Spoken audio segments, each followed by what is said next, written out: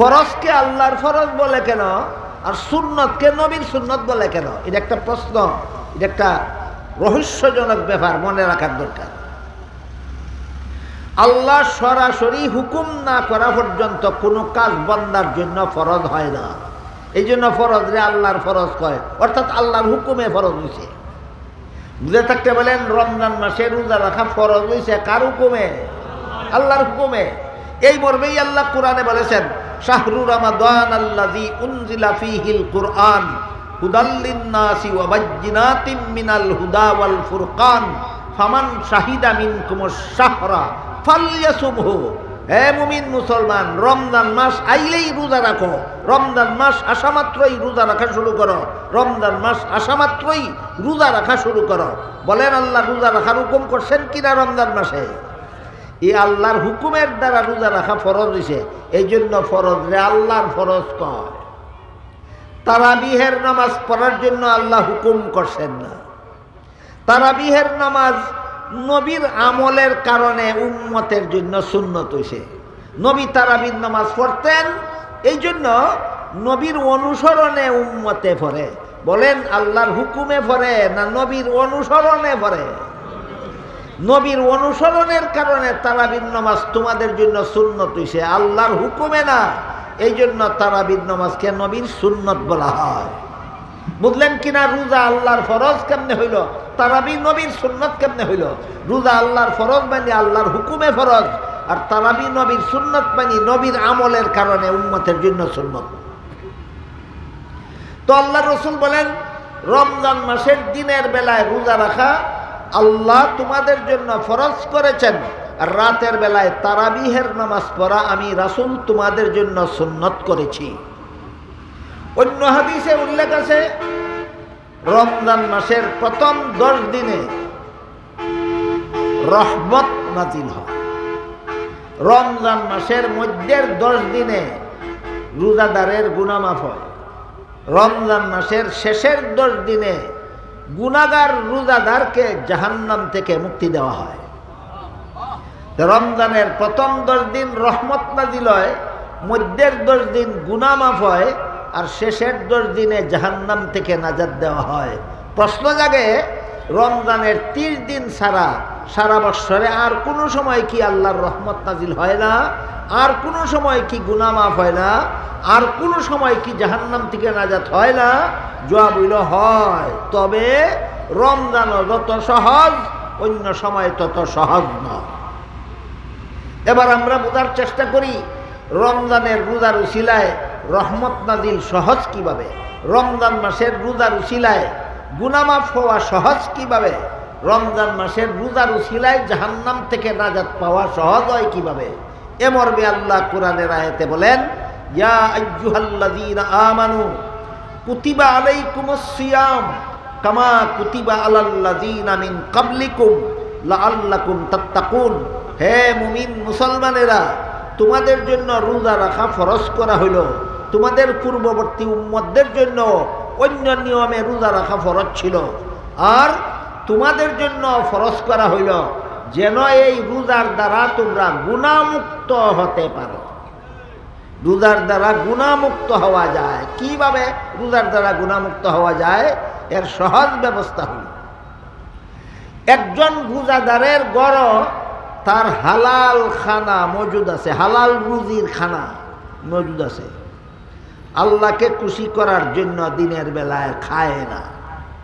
একজন রোজাদারের গড় তার হালাল বিবি মজুদ আছে, আল্লাহকে খুশি করার জন্য দিনের বেলায় বিবির কাছে যায় না। বুঝে থাকতে বলেন, গড়ের খানা হারাম ছিল এই জন্য খায় না, না আল্লাহরে খুশি করার জন্য খায় না? গড়ের বিবির কাছে যাওয়া, গড়ের বিবি হারাম ছিল এই জন্য বিবির কাছে যায় না, না আল্লাহকে খুশি করার জন্য যায় না? কাজেই যেই ব্যক্তি আল্লাহকে খুশি করার জন্য হালাল খানা না খাইয়া সারাদিন থাকতে পারে, যেই ব্যক্তি আল্লাহকে খুশি করার জন্য হালাল বিবির কাছে না গিয়া সারাদিন থাকতে পারে, তার জন্য সকল প্রকার হারাম কাজের অভ্যাস ছেড়ে দেওয়া সহজ হয়ে যায়। এই হইল রমজান মাসে রোজার দ্বারা গুনাহ মাফ করানি সহজ হইয়া যায়। কাজেই এটা একটা প্রশিক্ষণের মতো, এটা একটা ট্রেনিংয়ের মতো। আমি যেহেতু আল্লাহকে খুশি করার জন্য ঘরে হালাল খানা আছে, তারপরে আমি খাইলাম না। আল্লাহকে খুশি করার জন্য ঘরে হালাল বিবি আছে, তারপরেও আমি তার কাছে গেলাম না, তাহলে সারা বছর হারাম কাজ না কইরা থাকতে পারবো না কেন? হালাল কাজ না কইরা যদি থাকতে পারি, হারাম কাজ না কইরা থাকতে পারবো না কেন? এই জন্য রমজানের প্রথম 10 দিনেই যারা সকল প্রকার গুনার কাজের অভ্যাস তওবা কইরা ছেড়ে দেয়, তাদের জন্য রসুল বলেন প্রথম 10 দিনেই রহমত নাজিল শুরু হয়ে যায়। যারা মধ্যের 10 দিনে তওবা কইরা সব গুনাহ ছেড়ে দেয়, তাদের জন্য রসুল বলেন মধ্যের 10 দিনে তার জীবনের গুনাহ মাফ হয়। যারা শেষের 10 দিনেও তওবা করে গুনাহ ছেড়ে দেয়, আল্লাহ রসুল তাদের জন্য বলেছেন তাদেরকে জাহান্নামের আগুন থেকে নাজাত দিয়ে দেওয়া হয়। এখানে এমন দ্বারা দলিল আমার কি দরকার হয়েছে যে গোয়াশায় বসায় মানে এখন রক্ত বেরি মানে আপনি একটা নজর দিকালেন আমার আঙুলটা কি নাই।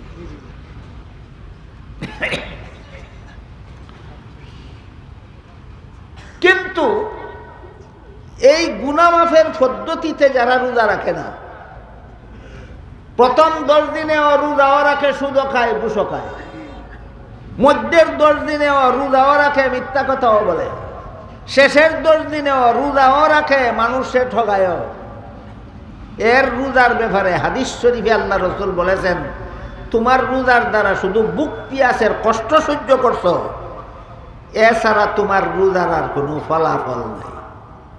বুঝা থাকলে বলেন বুক পিয়াসের কষ্ট সহ্য করার নাম আসল রোজা, না হালাল বিবি আর হালাল খানা ছেড়ে দেওয়ার উসিলায় সব রকমের হারাম কাজ ছেড়ে দেওয়ার নাম রোজা? নমাজের যেমন একটা দিক আছে বাইরের দিক, একটা দিক আছে ভিতরের দিক। নমাজের বাইরের দিক হইল ফরজ ওয়াজিব সুন্নতগুলি ঠিক মতে আদায় করা, আর ভিতরের দিক হইল আল্লাহর জ্ঞানে মগ্ন হইয়া নমাজ পড়া। ঠিক তেমনি ভাবে রোজারও 2টা দিক আছে, একটা বাইরের দিক, একটা ভিতরের দিক। রোজার বাইরের দিক হইল রমজান মাসের দিনের বেলায় খানা পিনা না করা, স্বামী স্ত্রী মিলামিশা না করা, এটা হইল রোজার খুলস। খুলস বুঝুন নি? চাল বাকল, কোনটা কইলে বুঝবেন?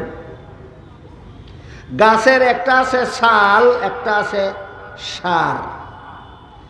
সবটাই সার না কিছু ছালও আছে? সবটাই ছাল না কিছু সারও আছে? দিনের বেলায় খানা পিনা না করা, স্বামী স্ত্রীর মিলামিশা না করা, এটা হইল রোজার ছাল। রোজার কি? ছাল। আর রোজার উসিলায় সব গুনাহ তওবা করে ছেড়ে দেওয়া, এটা হইল রোজার মূল। এটা হইল রোজার মূল। রোজার ছালের দ্বারা গুনাহ মাফ হয় না, রোজার মূলের দ্বারা গুনাহ মাফ হয়। যেমন ভাবে নমাজের ছালের দ্বারা গুনাহ মাফ হয় না, নমাজের মূলের দ্বারা গুনাহ মাফ হয়, ঠিক তেমনি ভাবে রোজার ছালের দ্বারা গুনাহ মাফ হয় না, রোজার মূলের দ্বারা গুনাহ মাফ হয়। কাজেই আমরা যদি এই সামনে রমজান মাস আসতেছে, রমজান মাসও যদি সারা মাসই আমরা সারাদিন উপবাস থাকি, কিন্তু সারা বৎসরের মিথ্যা কথা বলার বদ অভ্যাস ছাড়ি না, সারা বৎসরের গীবত গাওয়ারও বদ অভ্যাস ছাড়ি না, সারা বৎসরের সুদ খাওয়ার বদ অভ্যাস ছাড়ি না, সারা বৎসরের ঘুষ খাওয়ার বদ অভ্যাস ছাড়ি না, সারা বৎসর একে অপরের গীবত করার বদ অভ্যাস ছাড়ি না, সারা বৎসর যত অন্যায় অপরাধ করেছি অভ্যাসগুলি যদি ছাড়ি না, কিন্তু দিনের বেলায় উপবাস থাকি ঠিকই, আমার রোজার কি আছে কি নাই? ছাল আছে, মূল নাই। বলেন কি আছে কি নাই? ছাল আছে, মূল নাই।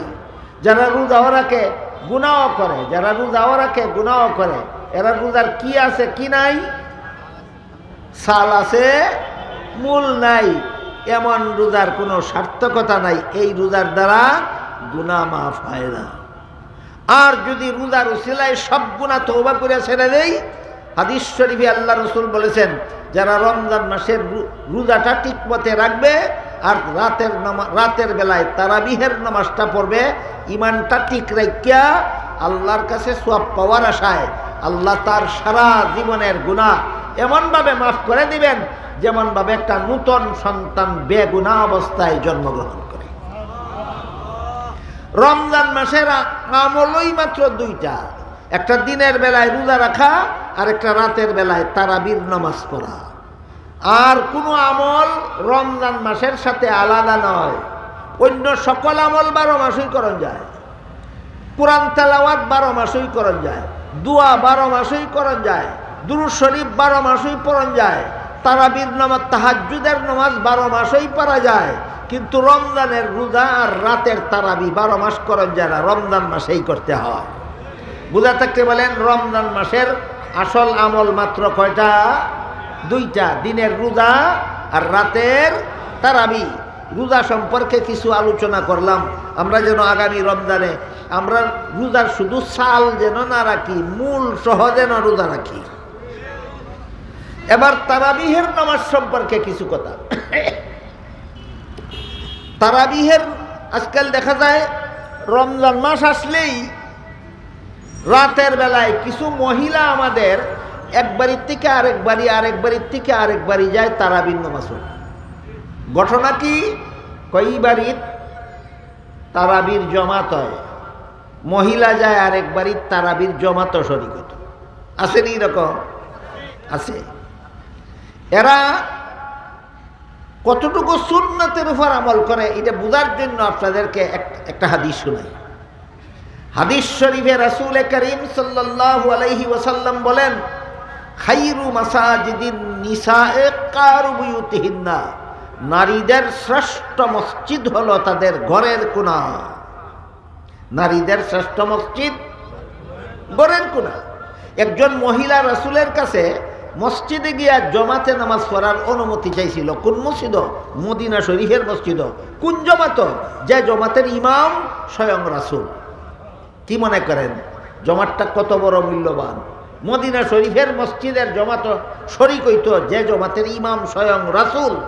এক মহিলা রসুলের কাছে ওই জমাত শরীক হওয়ার অনুমতি চাইল, কারণ মদিনা শরীফের জমাতে শরীক হইলে এক রাকাতে 50,000 রাকাতের সমান সব পাওয়া যায়। আল্লাহ রসুল অনুমতি না দিয়া বললেন, এই সবটাই তুমি পাবে ঘরের কোনায় একা একা পড়লে। তাইলে জমাতের সাথে নামাজ পড়া পুরুষের, মহিলাদের জন্য সুন্নত নয়, পুরুষের জন্য সুন্নত। পুরুষ জমাতে নামাজ পড়ে যেই সব রাসূল বলেছেন, মহিলা ঘরের কোনায় একা নামাজ পড়ে সেই সব। কাজেই যে সমস্ত মহিলারা জমাতে নামাজ পড়ার জন্য বাড়ির থেকে বাইরিয়া যায়, এরা যেমন রাসূল থেকে কিছু বেশি বুঝে। না বুঝলে রাসূলে কি কইলেন আর তুমি কি করলা? রাসূল বলেন, পুরুষ জমাতে ফিরে যেই সব তুমি ঘরের কোনায় একা ফিরে সেই সব। তুমি কেন ঘর থেকে বেরিয়ে যাও মসজিদে নামাজ পড়ার জন্য? এখানে একটা কঠিন কথা আমাদের সকলের বুঝতে হবে, কঠিন কথা, একটু মনোযোগ দিয়ে শুনবেন। আমি রাজশাহী থেকে একটা প্রোগ্রাম করিয়া, কিশোরগঞ্জে আর একটা প্রোগ্রাম করিয়া, এখন আপনাদের এখানে আইছি, আপনারা এটা শেষ করে আরেকটা যাইতাম। কিতা মনে করুন জানরাই কিতা কইতাছে, আমার জানে কি কইতাছে বুঝেন তো কিছু। এরপরেও নিজের গলাত নিজে ভাড়া দিয়া, এই জানের উপরে সদমা দিয়া আপনাদেরকে কথাগুলি বুঝাইতেছি, আপনাদেরকে শুধু লা ইলাহা ইল্লাল্লাহু মুহাম্মাদুর রাসূলুল্লাহর মর্মটা বুঝাবার জন্য। আল্লাহর ইবাদত আমরা কিভাবে করব, কার তরিকা মতে করব, বিষয়টা পরিষ্কারভাবে বুঝাবার জন্য। এই জন্য আমার যতই কষ্ট হোক আমি কথা বলতেছি, মেহেরবানি করে আপনারাও একটু ধৈর্য দিয়ে মনোযোগের সাথে বোঝার চেষ্টা করবেন। রাসূল কেন বললেন পুরুষ জমাতে নামাজ পড়ে যেই সব, মহিলা ঘরের কোনায় একা নামাজ পড়ে সেই সব? কারণ কি?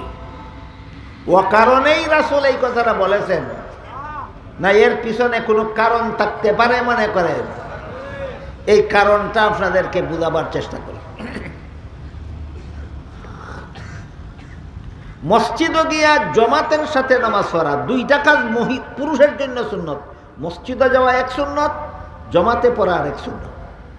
মসজিদে যদি জমাত একটা হইয়া যায় আর কয়েকজন দোকানদারে মিলিয়া যদি দোকান হইয়ার একটা জমাত ফিরাল হয়, মসজিদে যাওয়ার সব পাবে না, কিন্তু জমাতে পড়ার সুন্নত আদায় হয়ে যাবে। এই কথাটাও মনে রাখা দরকার। মসজিদে যদি জমাত একটা হইয়া যায় আর কয়েকজন দোকানদারে মসজিদের বাইরে দোকান ঘরের ভিতরে যদি আরেকটা জমাত পইরা লয়, মসজিদও যাওয়ার সব পাইতো না, কিন্তু জমাতের সব পাইয়া যায়। কথা বুঝলেন কিনা? কাজেই মসজিদে যাওয়াও পুরুষের জন্য সুন্নত, জমাতে নামাজ পড়াও পুরুষের জন্য সুন্নত, মহিলাদের জন্য নয়। এবার বলেন, মসজিদে গিয়া জমাতে নামাজ পড়া আপনার বিবির জন্য সুন্নত না আপনার জন্য সুন্নত? আমার জন্য সুন্নত। এবার বলেন, আপনার যদি 6 মাসের একটা শিশু বাচ্চা ঘরে থাকে, কতদিনের? 6 মাসের একটা শিশু বাচ্চা যদি আপনার ঘরে থাকে, আপনার জন্য তো মসজিদে গিয়া জমাতে পড়া সুন্নত। বাচ্চাটারে কুলে কুলে নিয়ে যাইবেন, 6 মাসের বাচ্চাটারে, আপনি বাচ্চার বাবা, আপনি বাচ্চারে কুলে কুলে নিয়ে যাইবেন জমাতে মসজিদে নামাজ পড়ার জন্য, না ঘরে রেখে দেবেন? রাখেন, ঘরে ফরে রাখেন, আগে সাথে নিয়ে দেখেন অবস্থাটা কি দাঁড়ায়। আপনি 6 মাসের বাচ্চা কুলে কুলে লিয়ে গিয়া মসজিদের জমাতে শরীক হইলেন, ধরেন আসরের 4 রাকাত ফরজ নামাজের জমাতে শরীক হইলেন, সালাম ফিরানির আগ পর্যন্ত এই 6 মাসের শিশু বাচ্চা আমাদের কুলে পেশাব করবে না, গ্যারান্টি আছে? পায়খানা করবে না, গ্যারান্টি আছে? খাওয়ার জন্য কান্নাকাটি করবে না, গ্যারান্টি আছে? নাই। আপনি 1 রাকাত পড়ার পরে, 2 রাকাত পড়ার পরে, 3 রাকাত পড়ার পরে বাচ্চায় যদি পেশাব করে দেয়, আপনার নামাজও গেল, সাইকম্যানের নামাজও গেল, মসজিদও না হবে। কাজেই 6 মাসের শিশু বাচ্চা কুলে নিয়া বাবার জন্য মসজিদের জমাতে শরীক হওয়া সম্ভব নয়। তাই বাচ্চাটাকে আপনার ঘরে রাখিয়া যাইতে হবে। এবার বলেন, কার কাছে? মার কাছে। বাচ্চারে কার কাছে রেখে যাবেন? মার কাছে। বাচ্চারে মার কাছে ঘরে রেখে আপনি যখন গিয়ে মসজিদে জমাতে শরীক হবেন, আগে তো কইছিলাম আসরের 4 রাকাত ফরজ নামাজ, এখন বলতেছি তারাবির 20 রাকাত সুন্নত নামাজের জমাতে গিয়া মসজিদে শরীক হইলেন। তারাবির 20 রাকাত সুন্নত নামাজ পড়তে কমসে কম আধা ঘন্টা সময় লাগে, উপরে 1 ঘন্টা, 1.5 ঘন্টা, 2 ঘন্টা পর্যন্ত লাগে। এই 1.5 ঘন্টা 2 ঘন্টা যে আপনি মসজিদে গিয়ে তারাবির জমাতে নামাজ পড়তেছেন, আপনার তো গড় 6 মাসের একটা শিশু বাচ্চা আছে, বাচ্চাটা ইনি পেশাব করে দিল, কোনো টেনশন হবে কিনা? কেন? মায়ে দেখাশোনা করবো। বাচ্চা ইনি পায়খানা করে দিবে, কোনো টেনশন হবে কিনা? মায়ে দেখাশোনা করবে। বাচ্চা নি খাওয়ার জন্য কান্নাকাটি করতেছে, আপনার মসজিদে জমাতে শরীক হইয়া কোনো টেনশন হবে না? কেন? মায়ে দেখাশোনা করবে। বাচ্চাকে ঘুম পাড়ানির দরকার কিনা, আপনার কোনো টেনশন নাই। কেন? মায়ে দেখাশোনা করবে। তাইলে আপনি বাচ্চার বাবা হইয়া মসজিদে গিয়া জমাতের সাথে নামাজ পড়ার সুযোগ পাইলেন কার কারণে? বাচ্চার মায়ের কারণে। আপনি মসজিদে গিয়া নিশ্চিন্ত মনে, শান্ত মনে জমাতের সাথে নামাজ পড়ার সুযোগ পাইলেন কার কারণে? মার কারণে। আর ইসলামের বিধান হইল, যার কারণে একজনে একটা নেক আমলের সুযোগ পাইল, এই লোকটাই নেক আমল কইরা যে সওয়াব, যার কারণে সুযোগ পাইল সে না কইরা সেই সওয়াব। এই জন্য হাদিস শরীফে আল্লাহর রাসূল বলেছেন, পুরুষরা মসজিদে জমাতে নামাজ পড়া যেই সওয়াব, মহিলা ঘরের কোনায় একা নামাজ পড়া সেই সওয়াব। এবার বলেন, অযৌক্তিক না চূড়ান্ত যুক্তিসম্মত? আরেক বেটায় সাফাবাজি করে উঠে কয়, আমার এখন কোনো শিশু বাচ্চা নাই, আমিও মসজিদে গিয়ে জমাতে শরীক হইব, আমার বিবিও মসজিদে গিয়ে জমাতে শরীক হইব, এখন তো আর বাচ্চার সমস্যা নাই, এখন কি, এখন বাধা কোথায়? এটা হলো সাফাবাজি। এই সাফাবাদীর জবাব জানার জন্য আমাদের জানতে হবে যে মহিলাদের দায়িত্ব শুধু বাচ্চা লালন পালন করা নয়, বিয়ার পর থেকে মহিলাদের বিশেষ 3টা দায়িত্ব আছে। 1 নম্বর দায়িত্ব হইল স্বামীর ঘর দেখাশোনা করা। 2 নম্বর দায়িত্ব হইল স্বামীর ঘরের মাল সামান দেখাশোনা করা। 3 নম্বর দায়িত্ব হইল বাচ্চা লালন পালন করা। তোমার এই মুহূর্তে কোনো শিশু বাচ্চা নাই, এই কারণে তুমিও গেছো মসজিদে তারাবির নামাজ জমাতে পড়ার জন্য, তোমার স্বামীও গেছে মসজিদে তারাবির নামাজ জমাতে পড়ার জন্য। কমপক্ষে 1 ঘন্টা লাগবে তো এশা সহ। 1 ঘন্টার ভিতরে চুরে যদি ঘরটা চুরি করে লইয়া যায়, ঘরটা দেখাশোনা করবে কে? বলুন, বাচ্চা না থাকলেও ঘরে থাকার দায়িত্ব আছে কি না আপনার ওয়াইফের? ঘরে যদি কেউ আগুন লাগাই দেয়, ঘরের মাল সামান যদি কেউ চুরি করে নিয়ে যায়, তাহলে দেখাশোনা করার মতো কেউ নাই। সুতরাং বাচ্চা না থাকলেও ঘর দেখাশোনা করার জন্য আপনার বিবিকে ঘরেই নামাজ পড়তে হবে। ঘরের সামান দেখাশোনা করার জন্য আপনার বিবিকে ঘরেই একা একা নামাজ পড়তে হবে। বাচ্চা থাকলে বাচ্চাকে দেখাশোনা করার জন্য আপনার বিবিকে একা একা ঘরেই নামাজ পড়তে হবে। এই জন্য রাসূল বলেন, পুরুষ মসজিদের জমাতে শরীক হইলে যেই সওয়াব, মহিলা ঘরের কোনায় একা নামাজ পড়লে সেই সওয়াব। অযৌক্তিক না চূড়ান্ত যুক্তিসম্মত? তাহলে আমাদের সমাজে যে সমস্ত মহিলা রমজান মাস এক বাড়ির থেকে আরেক বাড়িতে, আরেক বাড়ির থেকে আরেক বাড়ি যায় তারাবির নামাজ পড়তো, এরা যেমন রাসূল থেকে কিছু বেশি বুঝে না? কেন হইল? এরা তো রসুল থেকে বেশি বুঝে। রসুল থেকে বেশি বুঝার পণ্ডিতি ভালো নয়। রসুল থেকে বেশি বুঝার পণ্ডিতি ভালো নয়। এই জন্য আমাদের মনে রাখতে হবে, তারাবির নামাজ জমাতের সাথে পড়া পুরুষের জন্য সুন্নত, মহিলাদের জন্য সুন্নত নয়। 5 বেলার নামাজ জমাতের সাথে পড়া পুরুষের জন্য সুন্নত, মহিলাদের জন্য সুন্নত নয়। ঈদের নামাজ পড়া পুরুষের জন্য ওয়াজিব, মহিলাদের জন্য ওয়াজিব নয়। জুম্মার নামাজ পড়া পুরুষের জন্য ফরজ, মহিলাদের জন্য ফরজ নয়।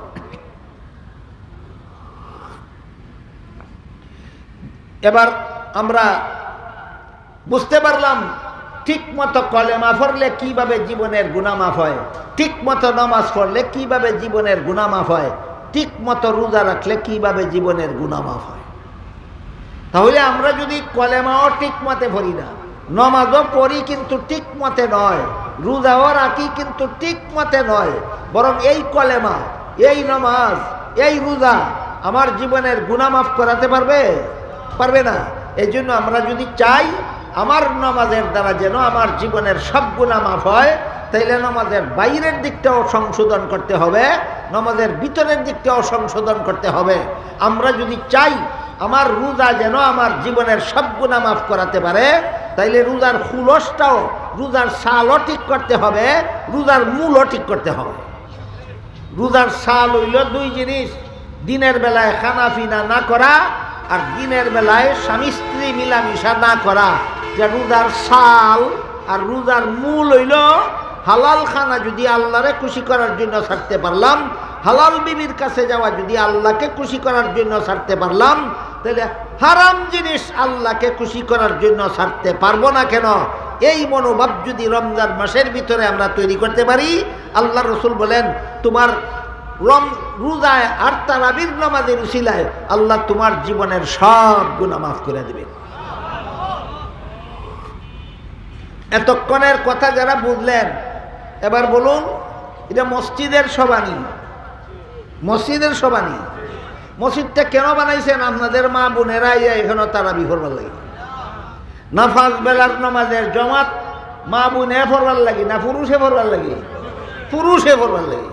আমি শুনছি রাস্তায় বলে মসজিদ ভাঙ্গা লইয়া জায়গা, ঠিক নি কথাটা?